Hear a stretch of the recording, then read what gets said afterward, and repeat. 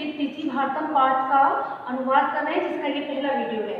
अद्य संपूर्ण विश्वे डिजिटल इंडिया इत्यस्य चर्चा श्रूयते। अद्य आज संपूर्ण विश्व में या पूरे संसार में डिजिटल इंडिया इत्यस्य इसकी चर्चा श्रूयते सुनी जाती है। डिजिटल इंडिया की चर्चा पूरे विश्व में सुनी जाती है।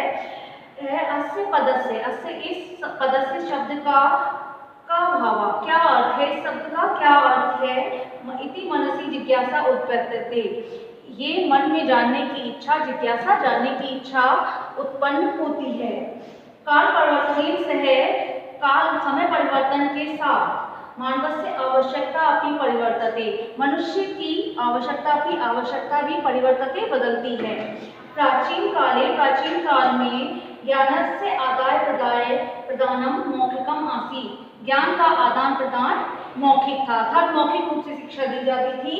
विद्या च श्रुति परंपराया रहते इसमें, और विद्या भी जो है श्रुति परंपरा से ग्रहण की जाती थी। श्रुति परंपरा का अर्थ है सुनकर के सीखने की परंपरा से, यही परंपरा थी कि सुनकर के सीखा जाता था और उसी से विद्या ग्रहण की जाती थी। इसके बाद अनंतरम तालोपत्तरी उपरी भोजपत्रोपरी च लेखन कार्यम आरब्धम, इसके बाद जो है फिर जो है तालपत्र पर और भोजपत्र पर लेखन कार्य आरंभ हुआ।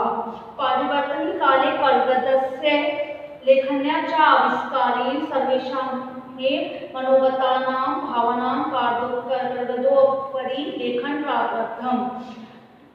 फिर जो परिवर्तन हुआ, समय परिवर्तन में कागज और कलम के आविष्कार से सभी के मनोभाव जो है कागज पर लिखने प्रारंभ हुए, अर्थात जब कागज और कलम का आविष्कार हो गया तो सभी ने अपने मनोभावों को कागज पर लिखना प्रारंभ कर दिया।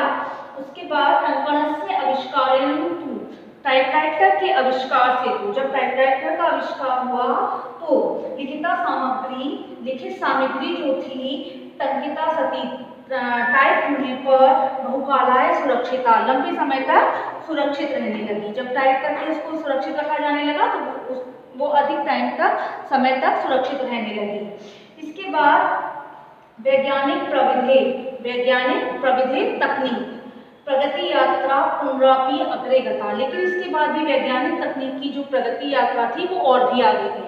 पहले क्या था, पहले मौखिक थी, श्रुति परंपरा से होती थी, फिर उसके बाद तालपत्र और भोजपत्र पर लिखने लगे, उसके बाद कागज और कलम का विकास हुआ, तो उसके बाद उस पर लिखने लगे, फिर उसके बाद टाइपराइटर का जब आविष्कार हुआ तो टाइप करके उस लिखित सामग्री को सुरक्षित रखा जाने लगा। लेकिन यहाँ पर भी वैज्ञानिक प्रगति की यात्रा जो है और आगे गई इसके बाद भी।